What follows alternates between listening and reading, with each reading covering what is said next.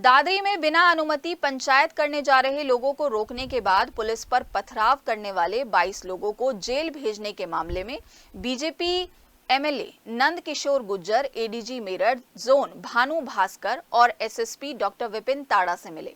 गाजियाबाद की लोनी सीट से विधायक नंद किशोर गुज्जर ने कहा कि बाहरी लोगों ने दादरी कांड कराया है।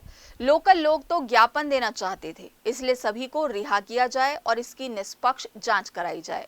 विधायक ने यह भी कहा कि विपक्ष की राजनीति चल रही है, इन पार्टियों का बेड़ा गर्क हो गया है क्योंकि लोग उनके एजेंडे से हट गए हैं और बीजेपी से जुड़ रहे हैं, इसलिए एक साजिश के तहत ये दादरी कांड कराया गया।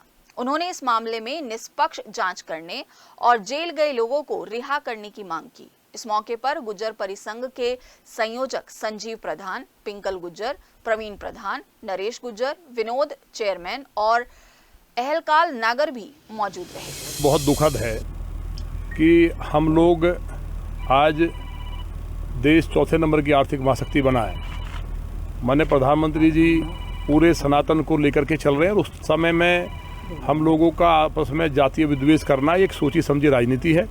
और ख़ास तौर से जो विरोधी दल हैं, कांग्रेस और समाजवादी पार्टी, इन लोगों ने, मैंने पहले भी कहा है, एक व्यक्ति जो चुनाव विश्लेषक है उसके साथ बैठ करके कि जातियों में लड़ाई है। भाजपा को रोकना आसान नहीं है, इसलिए जातिवाद में जातियों में लड़ाई है। कहीं ब्राह्मण यादवों का झगड़ा, कहीं गुजर ठाकुरों में कराइए, जबकि गुजर ठाकुर तो एक ही जाति है। गुजर ठाकुर दो जाति नहीं है। हम सनातनी एक ही पिता की संतान है हालांकि, लेकिन गुजर ठाकुर तो एक ही जाति है, हमारे सब गोत्र मिलते हैं। तो इससे हमारा जो नौजवान है उनको ये सबक लेना चाहिए कि अगर ये कह रहे हैं कि मीर भोज हमारे हैं, गुजर कह रहे हैं, राजपूत कह रहे हैं, वीर भोज हमारे भी हैं, तो इससे ये है कि भाई हम प्राचीन काल में एक थे। तो इससे यूथ को समझना चाहिए कि हमारी एकता की मिसाल है। इससे तो हमें एक होना चाहिए, झगड़ा क्यों कर रहे हैं हम। अब महाराणा प्रताप जी की मूर्ति अगर गुजर लगाता है, मैंने गेट बनाया, तो क्या गुजर नहीं लगा सकता, ठाकुर ही लगाएगा। इसलिए पूरा देश सम्राट मीर भोज ने पूरे सनातन के लिए, इस्लाम के लिए इतना बड़ा लड़ाई लड़ी जो विदेशी आक्रमणकारी थे कि उनके इतिहास में अतुलनीय योगदान है। तो उसी बात को हम चाहते हैं कि आपके माध्यम से बात पहुँचे।